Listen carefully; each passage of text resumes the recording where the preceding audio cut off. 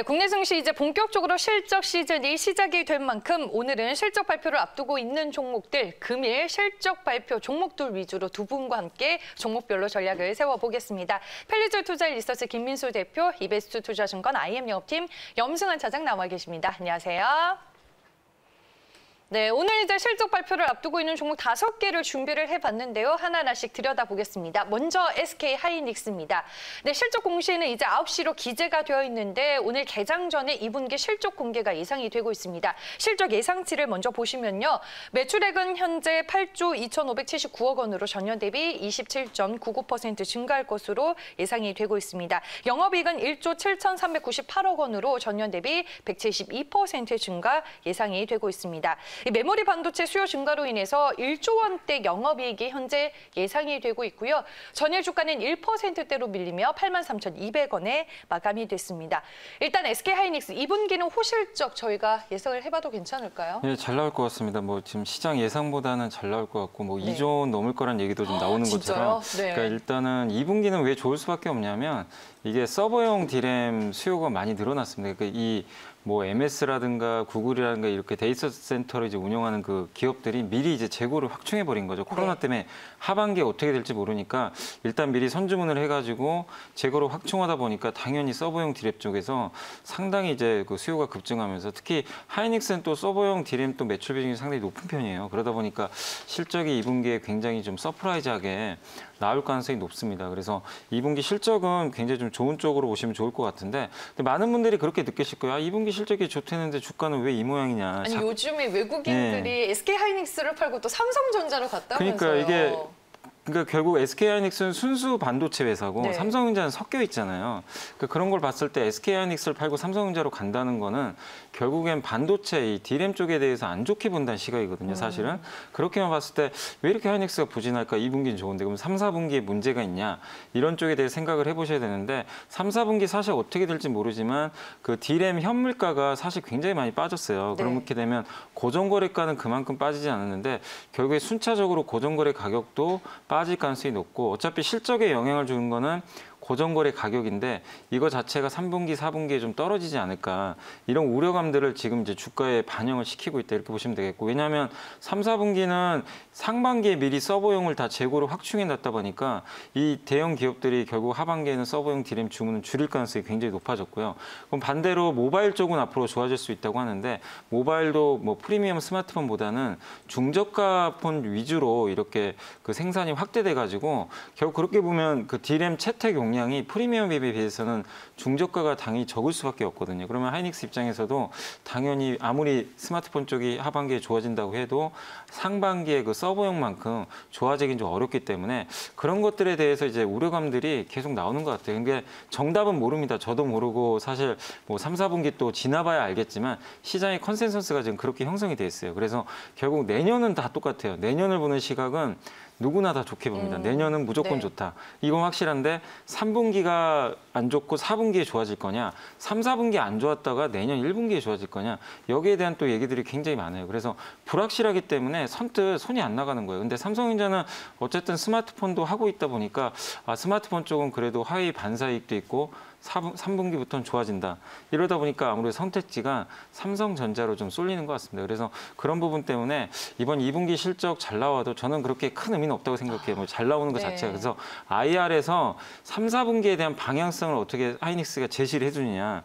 뭐 마이크로는 보통 긍정적으로 제시를 하는데 SK하이닉스가 거기에 대한 긍정적인 멘트를 해준다면 주가에 한번 또 포인트가 되겠지만 그게 아니라 그냥 시장이 기대한 거 정도 이상이 아니면은 계속 이런 흐름을 좀 이어질 수밖에 없을 것 같아요. 그래서 마지막으로 말씀드리고 싶은 투자자분들은 선택을 좀 하셔야 될 것 같아요. 저는 개인적으로는 좀 중장기 입장에서는 사야 된다고 봐요. 어차피 내년을 본다면 내년을 보고 투자하신 분들은 지금 이렇게 안 좋을 때 사놔야죠. 또 언제 급등할지 모르기 때문에. 근데 단기 트레이딩을 좀 해보겠다 하시는 분들은 아직까지는 뭔가 좀 명확하게 매력적인 시그널이 안 나왔기 때문에 단기는 조금 관망하시되 중장기적으로는 계속 좀 모아야 된다. 이렇게 좀 말씀을 드리겠습니다. 네, 알겠습니다. 하반기 이제 업황 변수가 남아있기 때문에 일단 현재 시점에서는 중장기적인 관점이 좀 필요하다라고 조언을 해주셨습니다. 다음은 이제 현대차를 보겠습니다. 오늘 오후 2시 10분에 2분기 실적 발표를 앞두고 있습니다. 매출액은 20조 8,889억 원 추정이 되고 있습니다. 전년 대비 22.54% 감소한 수준이고요. 영업이익은 전년 대비 75% 급감한 3,062억 원으로 추정이 되고 있습니다. 일단은 현대차 내수 판매와 환율이 그래도 방어를 하면서 2분기 실적은 시장 예상치를 넘어설 것으로 또 한편으로는 전망이 되고 있습니다. 전일 주가는 2%대 하락으로 끝이 났습니다. 11만 8,500원에 마감이 됐습니다. 저희가 이제 지난 시간에 자동차 관련주들 얘기를 할 때 현대차 살펴보기는 했었는데 실적과 주가에 대한 전망 현 시점에서 어떻게 보시나요? 네, 2분기 실적은 의미 없습니다. 다 안 좋을 거라는 거 알고 있는 상황 쪽에서 어떤 2분기 실적 가지고 주가 영향은 미치지 않을 것 같고요. 네. 게다가 또 오늘 테슬라 실적 발표됐죠. 3센트입니다. 네, 참 열일했습니다.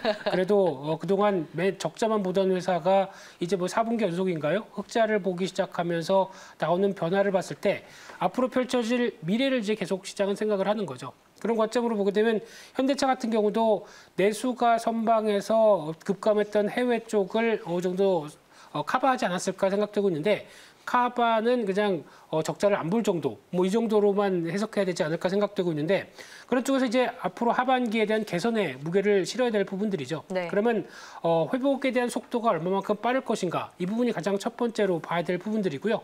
두 번째는 친환경차 관련된 속도가 얼만큼 나올 것인가 이 부분이 관건이라고 봐야 될 것 같은데 근데 지금 최근에 동향을 보게 되면은 이제 조금 있으면 또 7월 달 자동차 판매 동향도 나오겠죠. 그 부분과 함께 6월 달에 나왔던 판매 동향을 보게 되면 상당히 유럽 쪽에서 폭발적으로 전기차가 늘어나고 있습니다. 근데 그 시장 점유율을 비교해 보면은 테슬라가 당연히 1등이고요. 폭스바겐이 2등, 그리고 현대기아차를 합친 점유율을 보게 되면 3위까지 올라와 있습니다. 네. 그러다 보니까 생각보다 잘 따라가고 있거든요. 근데 여기서 이제 중요한 부분들이 이제 삼성그룹과 협업을 하기 시작하는 모습들이 확인이 된다라고 하게 되면 제가 보기에는 과거에 애플이 독주를 하고 거기 삼성전자가 견제를 하는 이런 변화가 나왔던 부분들처럼 테슬라의 독주를 막을 수 있는 것은 현대차가 아닐까. 그래서 이런 삼성그룹과 이제 K 자동차라고 해야 되겠죠. 이쪽에 대한 변화가 상당히 높아지고 있는데 또 보다 보니까 이제 현대차는 인포테인먼트죠. 자동차 안에 엔터테인먼트를 LG 쪽과 또 손잡으려고 하고 있습니다. 그러다 보니까 다양한 어떤 믹스된 여러 가지 부분들이 현대차를 중심으로 자동차 업계에 나오기 시작한다라고 되면 네. 기대감이 한층 올라야 되겠죠.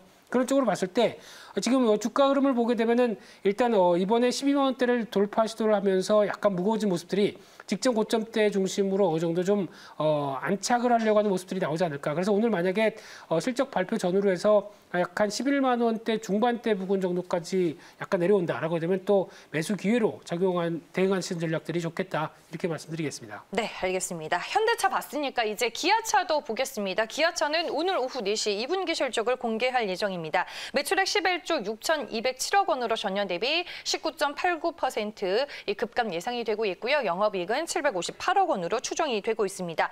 현대차와 마찬가지로 내수 판매는 긍정적이겠지만 신흥국 시장 판매는 좀 아쉬운 부분이 크다고 합니다. 전일 주가 2%대 하락으로 마감이 됐습니다.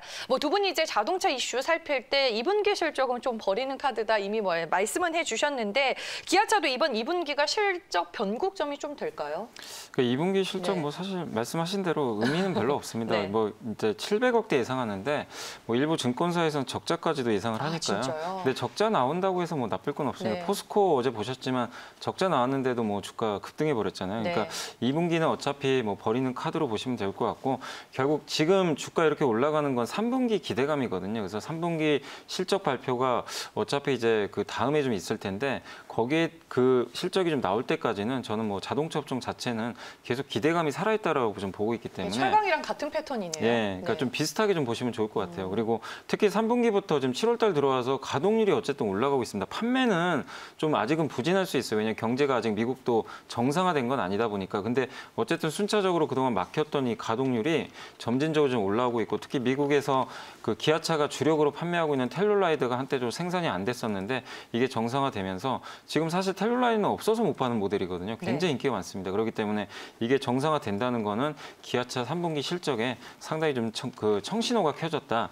이렇게 좀 보시면 좋을 것 같습니다. 그리고 최근에 이제 또 친환경차 얘기들 많이 나오는데 뭐 아무래도 현대차가 수소, 전기차 다 하지만 기아차는 수소차보다는 이제 어쨌든 전기차 쪽에 방점을 찍고 계속해서 뭐 정부에서도 그렇지만 현대차 그룹 내에서도 기아차 중심으로 또 계속 전기차 사업이 활발하게 펼쳐질 수 있기 때문에 친환경차 쪽에서도 계속 모멘텀을 우리가 기대를 해볼 수 있을 것 같습니다. 그래서 지금 주가 어제 좀 한 이틀 정도 밀렸는데 여기서는 뭐 크게 어쨌든 뭐 추세가 뭐 밑으로 꺾인다. 요거보다도 급등후에 약간의 단기적인 눌림목 정도로 보시면 좋을 것 같고 저는 충분히 4만 원까지 실적 여부를 떠나서 네. 이번 파동은 최소한 4만 원까지 열려 있다. 이렇게 말씀을 드리겠습니다. 네, 알겠습니다. 기아차까지 살펴봤고요. 이제 오후 4시에 LG 디스플레이도 2분기 실적을 공개할 예정입니다. 실적 한번 예상치 보도록 할게요.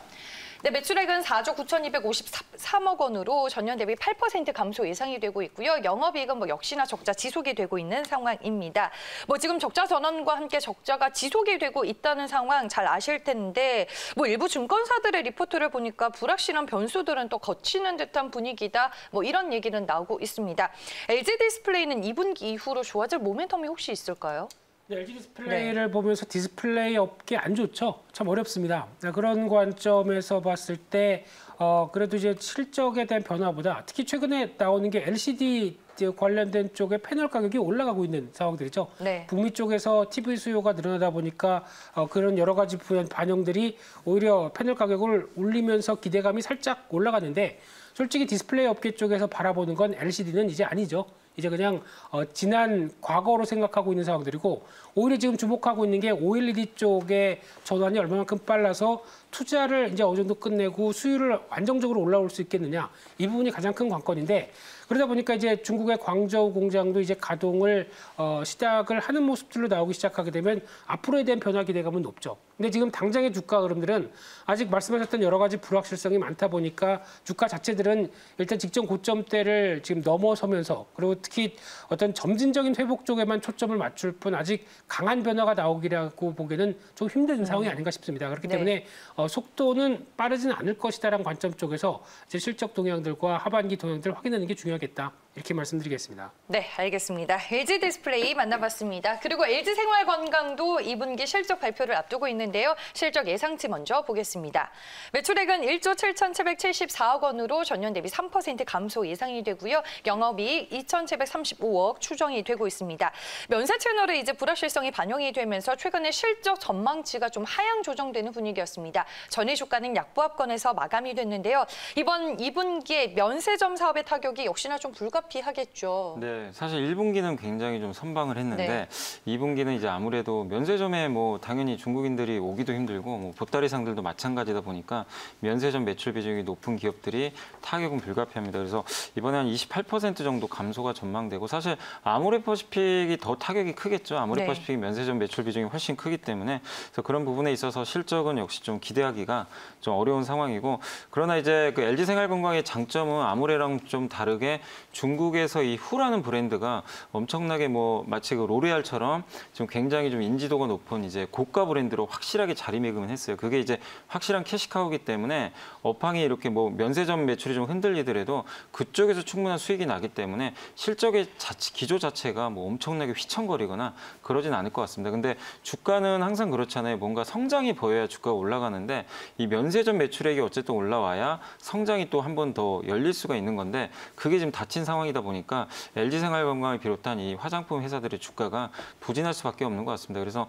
이게 어쨌든 백신이 나오고 또 서로 간에 중국과 한국의 왕래가 자유롭게 돼야 될 것 같아요. 그때까지 화장품 업종은 계속해서 안 좋은 건 다 알기 때문에 주가가 뭐 빠진다 이건 아닌데 네. 어쨌든 박스권 등락 계속 이어질 것 같습니다. 그래서 LG생활건강에 대해서는 아직은 좀 중립적으로 좀 봐야 되지 않을까 이렇게 좀 말씀을 드리겠습니다. 네, 알겠습니다. 실적 시즌에는 이제 실적을 미리 챙겨보는 전략이 상당히 중요한데 오늘 두 분과 함께 금일 실적 발표를 앞두고 있는 종목들 위주로 전략을 한번 세워봤습니다. 이제 오늘 장 관심 종목 들어야 할 텐데 김민수 대표님 차례예요. 네. 이제 오늘 관심 종목 듣고 코아시아를 살짝 리뷰해보고 싶거든요. 네. 일단 오늘 관심 종목은 어제 차장님이 GS건설 말씀을 하셨기 때문에 네. 같이 볼 만한 건설주 한 종목을 뭐 업황에 대해서는 거의 비슷한 의견입니다만 동부건설 말씀드리고 싶습니다. 이 회사 같은 경우 과거에 부진함을 탈피하면서 이제 사모펀드가 대주주로 좀 있죠. 네. 사모펀드가 대주주로 있다는 얘기는 배당을 늘리고 앞으로 잘 실적 흐름들을 만들어서 또 팔 수 있는 흐름들이다라고 하게 되면 계속 주목을 해야 될 것 같은데 실적도 그만큼 좋아집니다. 그러다 보니까 2016년도 턴어라운드 한 이후부터 계속 실적이 좋아지고 있는데 올해 영업이익이 한 700억대 나오면서 한 30% 이상 증가할 걸로 보여지고 있고요. 그런 차원이라고 하게 되면 지표를 볼 때 시가총액 2,400억밖에 안 됩니다. 700억 나오는 회사가 2,400억이라고 하게 되면 저평가가 좀 심하죠. 게다가 주당 순자산이 19,000원대, 배당을 지난 작년에 700원 했습니다. 그러면 지금 벌써 6%가 넘는 배당이죠. 네. 이런 회사가 이 정도까지밖에 안 움직이고 있다 그러면 상당히 긴 시각으로 봤을 땐 지금 쓸어 담아야 될 그런 상황이 아닌가 생각되고 있는데 네. 그런 쪽으로 봤을 때 지금 최근 들어서 고점을 계속 경신하는 패턴들이 나온다라고 하게 되면 조금 더 긴 시각으로 봤을 때 어떤 정상화가 된 종목이다라고 하게 되면 목표가는 17,000원대까지도 가야 되지 않겠느냐라고 바라보고 있고요.